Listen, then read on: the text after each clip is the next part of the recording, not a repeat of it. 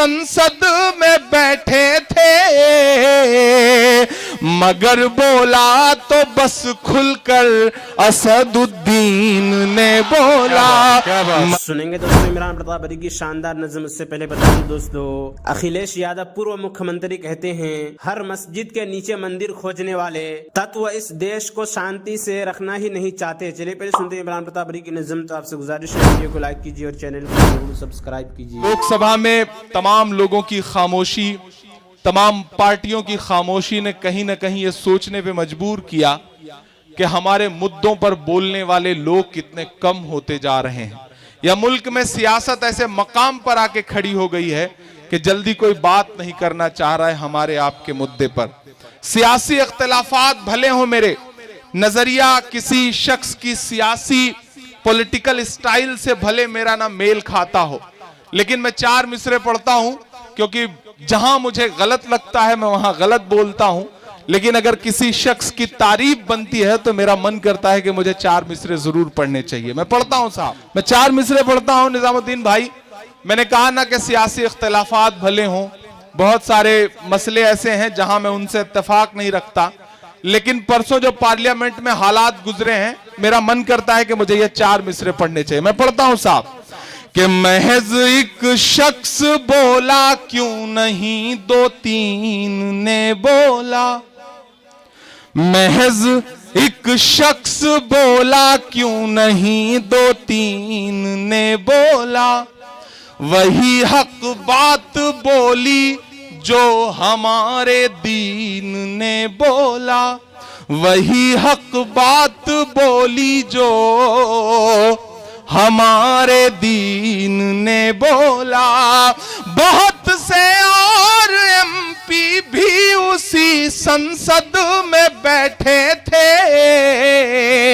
मैंने कहा ना नजरिए का इख्तिलाफ है, लेकिन जहां मुझे सच लगता है वो कोई भी हो मैं उसकी तारीफ करने से नहीं चूकता और बुराई करने से भी नहीं चूकता, क्योंकि मैं इसीलिए जाना पहचाना जाता हूं कि सच और गलत जहां भी होगा इंशाअल्लाह उस पर बात जरूर रखूंगा। मैं पढ़ता हूं और आपसे दुआएं मांगता हूं साहब कि महज एक शख्स बोला क्यों नहीं 2-3 ने बोला, वही हक बात बोली जो हमारे दीन ने बोला।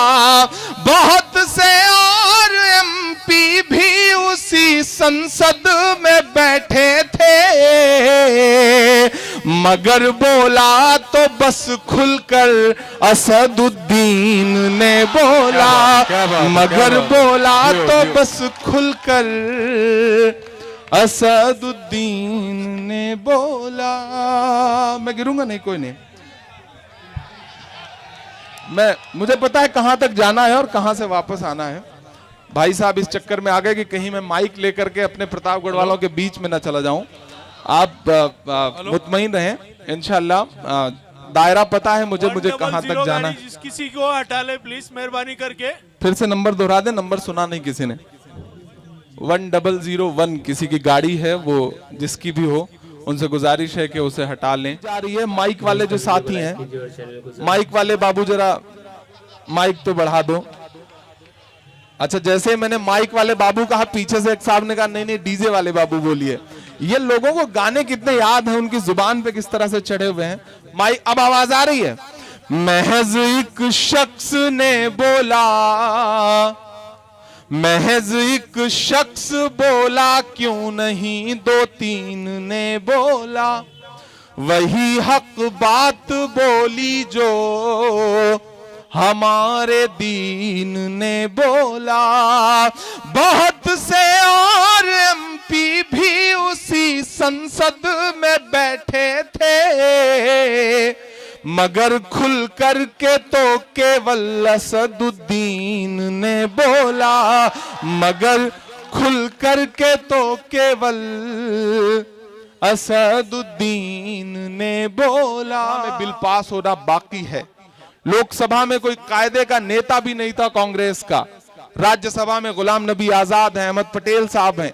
आज मेरी दोपहर में बात भी हुई और मैं निजाम भाई से भी गुजारिश करूंगा और आप सबसे गुजारिश करता हूं कि कांग्रेस के जो एमपी आप लोगों के टच में हो राज्यसभा में, उनके सीने पे चढ़ जाइए और उनसे कहिए कि आपको राज्यसभा में इस बिल का अपोज करना पड़ेगा, वरना अपने क्षेत्र में नजर आए तो ठीक नहीं होगा। ये आपको करना पड़ेगा, क्योंकि जिस तरह की जालिमाना कोशिश की जा रही है, आपको सिर्फ और सिर्फ परेशान करने की कोशिश है। दोस्तों, इमरान प्रतापगढ़ी की नज़्म सुनने के बाद आप अपनी राय में क्या करना चाहते हैं वो नीचे कमेंट बॉक्स में जरूर बताएं। आइए दोस्तों, मुंतखब हदीस की किताब से कुछ अहादीस सुनते हैं। अल्लाह ताला का इरशाद है, तमाम नमाजों की और ख़ास तौर पर दरमियान वाली नमाज यानी नमाज असर की पाबंदी किया करो और अल्लाह ताला के सामने बाअदब और नियाजमंद होकर खड़े रहा करो। अल्लाह ताला का इरशाद है, सब्र और नमाज के ज़रिए से मदद लिया करो, बेशक वो नमाज दुश्वार ज़रूर है मगर जिनके दिलों में खुशू है उन पर कुछ भी दुश्वार नहीं।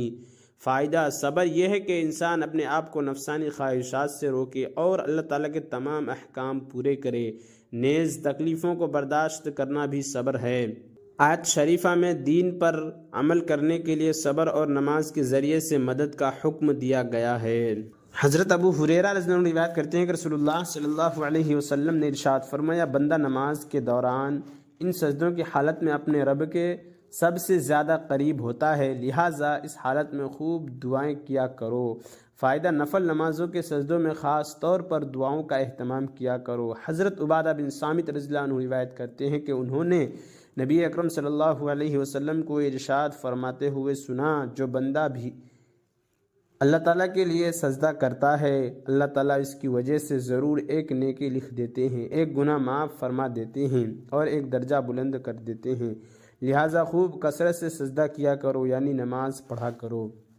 हज़रत अबू हुरैरा रज़ियल्लाहु अन्हु रिवायत करते हैं कि रसूलुल्लाह सल्लल्लाहु अलैहि वसल्लम ने इरशाद फरमाया, जब इमाम सूरह फातिहा के आखिर में गैरिल मग़ज़ूबि अलैहिम वलज़्ज़ालिन कहे तो तुम आमीन कहो, इसलिए कि जिस शख्स की आमीन फरिश्तों की आमीन के साथ मिल जाए यानी दोनों की आमीन का वक्त एक हो तो उसके पिछले तमाम गुनाह माफ़ हो जाते हैं।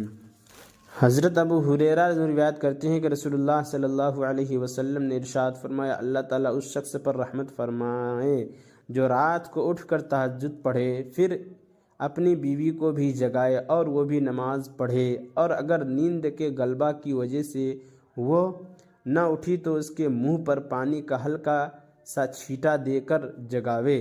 और इसी तरह अल्लाह ताला इस औरत पर रहम फरमाए जो रात को उठकर तहज्जुद पढ़े, फिर अपने शोहर को जगाए और वो भी नमाज पढ़े, और अगर वो ना उठे तो उसके मुंह पर पानी का हल्का सा छींटा देकर उठावे। फ़ायदा इस हदीस का ताल्लुक़ इन मियाँ बीवी से है जो तहज्जुद का शौक़ रखते हों और इस तरह उठाना इनके दरमियान नागवारी का सबब ना होगा। हज़रत अबू हुरैरा रिवायत करते हैं कि रसूलुल्लाह सल्लल्लाहु अलैहि वसल्लम ने इरशाद फरमाया, 7 चीज़ों से पहले नेक आमाल में जल्दी करो। क्या तुम्हें ऐसी तंगदस्ती का इंतज़ार है जो सब कुछ भुला दे, या ऐसी मालदारी का जो सरकश बना दे, या ऐसी बीमारी का जो नाकारा कर दे, या ऐसे बुढ़ापे का जो अक़ल खो दे, या ऐसी मौत का जो अचानक आ जाए कि बाज़ वक्त तौबा करने का मौका भी नहीं मिलता, या दज्जाल का जो आने वाली छिपी हुई बुराइयों में बदतरीन बुराई है, या क़यामत तो बड़ी सख्त और बड़ी कड़वी चीज़ है। फ़ायदा मतलब यह है कि इंसान को इन 7 चीज़ों में से किस चीज़ के आने से पहले नेक अमाल के ज़रिए अपनी आखिरत की तैयारी कर लेनी चाहिए। कहीं ऐसा ना हो कि इन रुकावटों में से कोई रुकावट आ जाए और इंसान आमाल सालिहा से महरूम हो जाए। और इमरान प्रतापगढ़ी से जुड़ी खबरों और नज़्मों के लिए हमारे इस चैनल को ज़रूर सब्सक्राइब करें। मिलते हैं किसी और वीडियो में से नई नज़्म और नई खबरों के साथ। तो जब तक के लिए दीजिए मुझे इजाज़त और रखिए अपना ख्याल। आप देख रहे थे IR मुशायरा मीडिया और मैं आपके साथ मोहम्मद ताक़िब। अस्सलामु अलैकुम।